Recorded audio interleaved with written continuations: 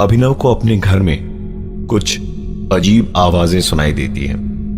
वो डर के मारे घर से बाहर जाकर अपने दोस्त को फोन करता है।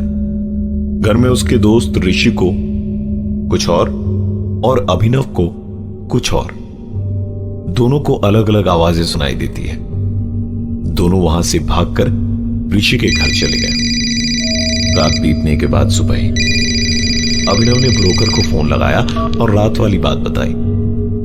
ब्रोकर ने कहा, साहब नया शहर है, नए लोग हैं, इसलिए शायद आपको ऐसा लग रहा होगा।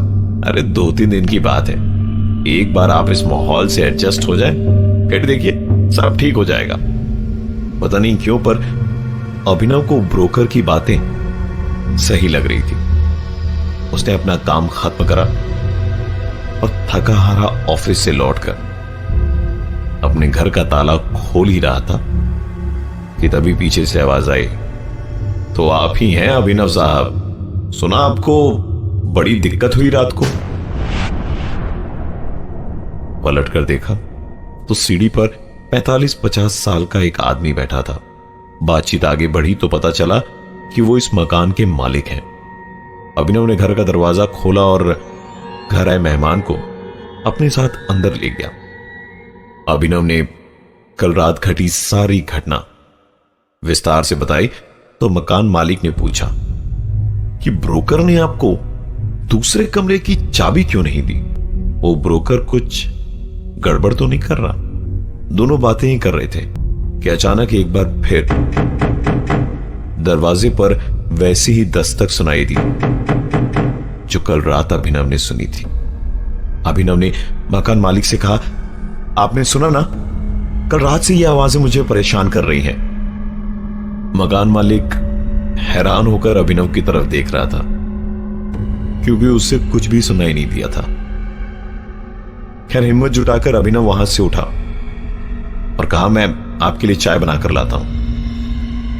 चाय बनाने के लिए किचन में जाना तो बहाना था ताकि वो उस दरवाजे पर नजर रख सके जहां से वो अजीबोगरीब आवाजें आ रही थी। उसने चाय बनाने के लिए पानी उबालना शुरू किया और साथ ही ब्रोकर को फोन लगाया और कहा, सच बताना, इस घर में कुछ गड़बड़ तो नहीं है ना? इस घर के मालिक हमारे साथ यहां बैठे और पूछ रहे हैं कि दूसरे वाले कमरे में ताला क्यों लगा रखा है। मकान मालिक का नाम सुनकर ब्रोकर की मानो हवाइयां उड़ गई। उसने दोबारा पूछा, कौन आया है आपके यहां? अभिनव ने बताया, मकान मालिक। और ये सुनते के साथ ही ब्रोकर ने फोन की लाइन काट दी। अभिनव को चेन्नई शिफ्ट किए हुए अभी कुछ ही दिन हुए थे। उसके नए फ्लैट में पहली ही रात अभिनव और उसके दोस्त ने अलग अलग आवाजें सुनी।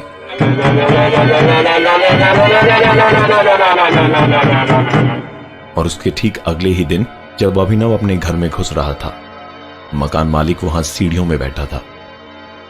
जब अभिनव ने ब्रोकर को फोन करके बताया कि मकान मालिक घर आए हैं और वो उनके साथ बात कर रहा है, तो ब्रोकर हड़बड़ाता हुआ दौड़ते हुए उनके घर पहुंचा। दरवाजा खुला तो सामने ब्रोकर के चेहरे की हवाइयां उड़ी हुई थी और शरीर पसीने से भरा था। इससे पहले कि अभिनव कुछ कहता, ब्रोकर ने पूछा, मकान मालिक कहां है? अभिनव ने कहा, यहीं मेरे साथ कमरे में बैठे चाय पी रहे। पर आप मुझे ये बताओ कि आपने ये कमरा बंद करके क्यों रखा? इसकी चाबियां कहां हैं? उसने कहा, चाबियां तो मैं आपको दे दूंगा, पर क्या मैं एक बार मकान मालिक से मिल सकता हूं? अभिनव उन्हें अपने साथ कमरे में ले गया। सामने टेबल पर पड़ी थी 2 कप चाय और आधी खाई हुई बिस्किट। अभिनव कमरे में इधर से उधर झांक रहा था क्योंकि जिस मकान मालिक की वो बात कर रहा था वो वहां मौजूद ही नहीं थे। और गौरतलब है कि उस घर से बाहर निकलने का सिर्फ एक ही द्वार था जहां थोड़ी देर पहले अभिनव और ब्रोकर दोनों खड़े थे। ब्रोकर ने कहा कि आप पता नहीं किसकी बात कर रहे थे।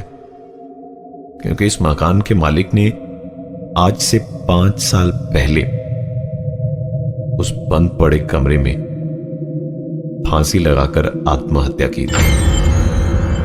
यह घर उसने बहुत शौक से खरीदा था। रिसेशन के कारण उसकी नौकरी चली गई थी। धीरे धीरे वो कर्ज में डूबता गया। मुसीबत की घड़ी में उसके परिवार ने भी उसका साथ छोड़ दिया और उसके अकेलेपन ने उसकी जान ले ली।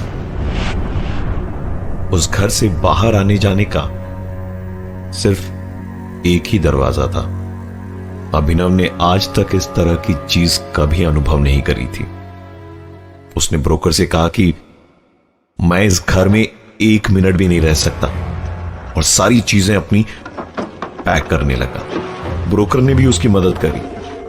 दरवाजे को बंद करते वक्त उस ब्रोकर एवं अभिनव दोनों ने देखा कि कैसे उस बंद कमरे के दरवाजे पर कोई अंदर से दस्तक दे रहा था।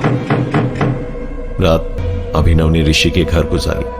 अभिनव और ऋषि बातचीत कर ही रहे थे कि तभी अचानक उन्हें एक आवाज सुनाई दी।